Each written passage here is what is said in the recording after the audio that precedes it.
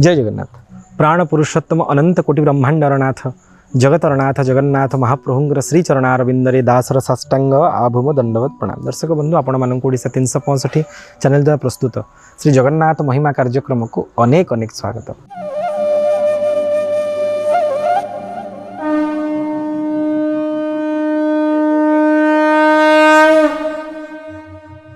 महाप्रभुंर अणसर आरंभ होईची शांते अणसर घरे जरे कंपुचंते। महाप्रभु जर सतरे कौन जगन्नाथ को जर हुए जहाँकर नाम स्मरण हो गले पांडव गीतारे अश्विनी और कुमार कहते अच्युतानंत गोविंदं नामोच्चारण भे सजात नश्यंति सकलान रोगान सत्यं सत्यं बदाम्यहं। अर्थात जदि कौन व्यक्तिर शरीर में कौन रोग थाए सकाळ उठिवा मात्र के महाप्रभुर तीन गोटी नाम को जप करिवो अच्युत अनंत आ गोविंद। अच्युताय नमः अनंताय नमः गोविंदाय नमः। प्रत्येक ना पूर्व ओं लगे प्रणवाय लगे कारण यदि मु मंत्र उच्चारण करी ताहा त्रुटियुक्त हो प्रथम ओंकार उच्चारण हम तापर अच्युताय नमः। यदि एमती आप प्रत्येक दिन पाठ करेंगे तीन थर आपण शरीर में कौन रोग रहा प्रथम। एवं द्वितीय कथा हूँ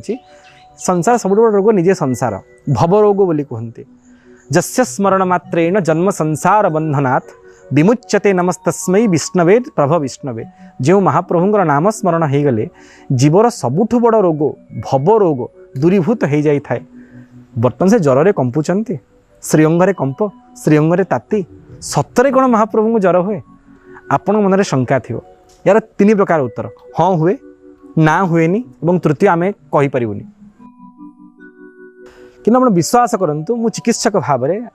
अत्याधुनिक एलोपैथी विज्ञान छात्र हेले निजे तार चिकित्सक हेले जाने अनुभवी अनुभव न्याय रे मु स्वीकार करुच्ची शांत को जर मु बाकी स्वीकार करने मो भली साधारण पतित अधम जीवर योग्यता बा केते एते बड़ नाथंग विषय जानिबा निमंते करुणा बारिधि चिर क्षमा निधि सारा जगत रे बोला उची विधि शरण नेलेता चरण तले गो लुह देव सीए पोछी। एभलिया नाथंग विषय जानिबार योग्यता मो पाखरे कहीं आज्ञा ना मत दबार योग्यता भी मोर कहीं कि मुझे जहाँ शुणी अनुभव करी आपण पाखे बखाणुची। मु डाक्तरी पढ़ुए मोर जड़े सार फार्माकोलोजी विभाग था जड़े से ना मना करें ये प्रकट करूँ जहाँ गुप्त ता गुप्त रही आवश्यकता रही। ये 2012 मसीहार कथा मो सार अनुभूति से कहले जड़े नास्तिक डाक्तर बंधु थे बुर्ला मेडिकल कॉलेज हठात एमती कथा छल कथा हो सार नास्तिक डाक्तर बंधु सार को पचारे कथबार्ता पड़ला आपन जानी आरे ढमणा बुली बुलिकी यही अगणा सेमती ओडिया जातिर आम भली ढमणा मानकर शेष अगणा हूँ पाट अगणा सबू कथा शेष में महाप्रभु विषय चर्चा हम नास्तिकर जगन्नाथ चर्चा और आस्तिकर तो महाप्रभु चर्चा निश्चित। से कथा छड़ी पचारे कहले अरे तू कहूँ जगन्नाथ को जर हुए काले ना हाँ हुए ना प्रमाण कौन। नास्तिक बंधु मो सार को पचारे जदि आपन कहीं प्रश्न करे आपण परी जगन्नाथ प्रेमी सतरे कौन जगन्नाथ को जर हुए आप कौन उत्तर देवे हाँ मुझे शुणी महाप्रभु जर हुए मो बो कही मोर ता बो कही 14 पुरुष काल मुझे शुणी जगन्नाथ को जर हुए बोली सतरे कौन जर हुए आप कौन कहे कौटे हुए विश्वास को पुणी प्रमाण कौन लोड़ा आज्ञा। जो मो सार दृढ़तार सहित कहले निश्चित जर हुए नास्तिक बंधु चुप हो गले कि मन में प्रतिशोधर बंधी जलिला असूयार निआ जलिला। से कौन कले से वर्ष चक्रांत कर 2012 मसीह मो सार को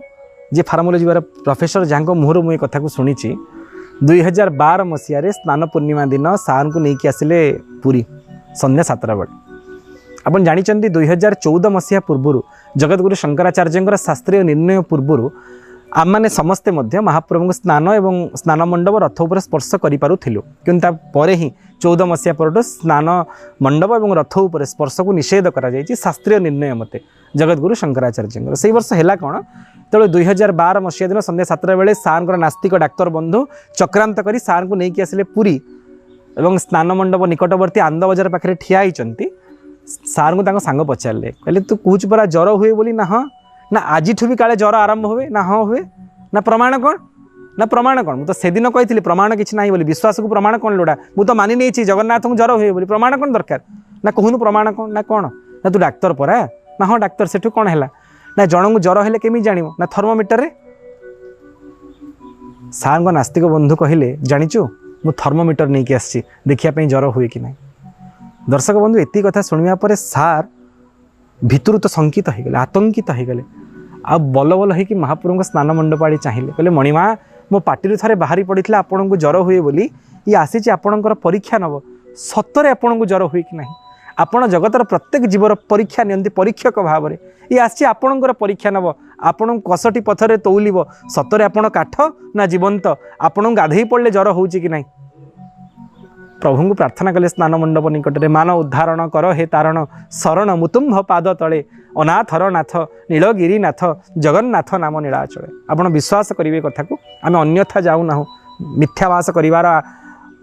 भाव एवं से प्रकार अभ्यास आमर ना संध्या 7 राति 11 पर्यंत अपेक्षा कले साहाण मेला हला पर्यंत महाप्रभु हाथी बेश महिलम है समस्ते गले दियों को छुईले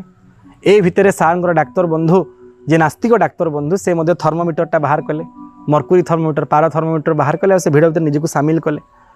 भीषण भिड़ आज्ञा राति 11टा बेलू दियों को छुईदेवाई प्रबल भिड़ लोक मान से भिड़ भितर सार डाक्तर बंधु प्रथम थर्मोमीटर को साधारण तापमान को आणले माने 94 डिग्री को आणले और धरिकी चलले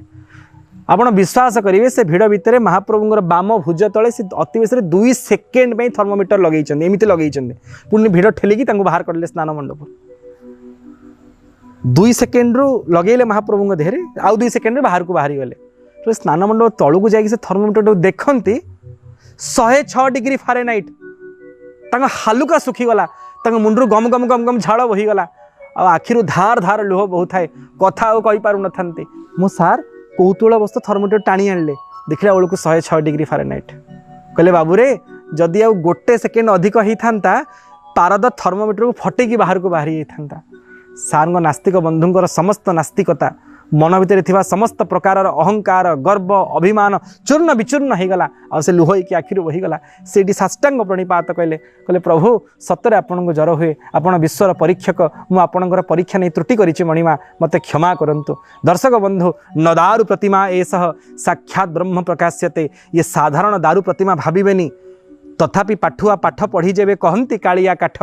धिक से पाठ को पाठ नुह से तो 60 जनकर 60 तथापि पाठुआ पाठ पढ़ी जेबे कहंती कालिया काठ यदि आपण अधिक पाठ पढ़ी महाप्रभु काठ बोली भावुचंती ना आपण पाठ को से 60 करदेवे आज्ञा ये काठ दियो पाखे पाठ लोड़बेनी साष्टांग प्रणिपात कले आज से महाप्रभु निमंते अनेक सेवा करुचंती अनेक कार्य करुचंती जगन्नाथंकर परम भक्त दर्शक बंधु महाप्रभु को जर हुए श्रीअंगरे कंप आसे महाप्रभु जरे कंपंती थरंती दैता माने कहते हाथ मारे हाथ फोटका हो जाए श्रीअंगरे एति कंप थाए आम विगत अध्याय आपको आलोचना कर शुणु कहीं जगन्नाथ को जर हुए जर कारण कौन एवं चिकित्सा केमी अनुष्ठित होता है आपड़ के महाप्रभु साधारण दारु प्रतिमा भाव हेय ज्ञान करेनि जो कथा ब्रह्मा बारंबार इंद्रद्युम्न को स्पष्ट करिसंती न दारु प्रतिमा एसह ये साधारण दारु प्रतिमा नुहंती ये स्वयं परम ब्रह्म दारवी रूप को धारण करी मानव लीला को परिप्रकाश करुचंती दर्शक बंधु महाप्रभुंर ज्वर हबार प्रकृत विधान रही ज्वर है आम बहुत बार कही जमी जर दिह अच्छा श्रीमंदिर सूर्य मंदिर प्रवेश मात्र बाम पटे अच्छा पूर्वाभिमुख होकर 3 मुंडिया दिह महाप्रभुंर निमंते माँ माने जगन्नाथंकर ज्वर को भल करदेवाई जगन्नाथ ना कदली क्षीर भोग करती आम शांत को भल कर दियो जेते से खीरीखिया अलारनाथ को देखिले भी जेते से पट्टीदियों माड़ गुंथिले भी हेले आन चका नयनर चतुरंग चाहाणी महाप्रभु को देखिबारे जो आनंद रही जगन्नाथ रूपकांतिर जो आकर्षण रही ताहा क्या पाखे ना आम शांत जल्दी भल हो जातु 15 दिन काल मु अनेक भक्त को देखी आज्ञा अन्न ग्रहण करती मो महापुरु जरे पड़ी मुझे भात खाईदेवी फलाहार करिक रुहंती ए प्रकार आज निष्ठावान भक्त अच्छा श्रीक्षेत्र में समग्र जगत में छुट्टी आसती श्रीक्षेत्र को जदि आपड़ केवे पुरी की जाई जगन्नाथ को दर्शन करें अणसर बेले जातु तांको दुखरे ठियाई पड़तु शांत कंपुचंती आ जगन्नाथ जर कंपंती बोली समग्र ओडिशा रे गुळुगुळी आरंभ हुए ताको ओडिया कहे ना ये साधारण गुळुगुळी नुह ये अणसर गुळुगुळी अणसर महाप्रभु अच्छा निजे जर कंपुचंती ये हूँ महाप्रभु को जर हबार प्रकृत प्रमाण जहाँ आम सार मुहर शुणा पाइलु आशा कथा आपको खूब आनंद प्रदान कर एमती मणिमा को भल पाऊे भाव में बांधी छड़ा कहार शरणागत हे जय जगन्नाथ।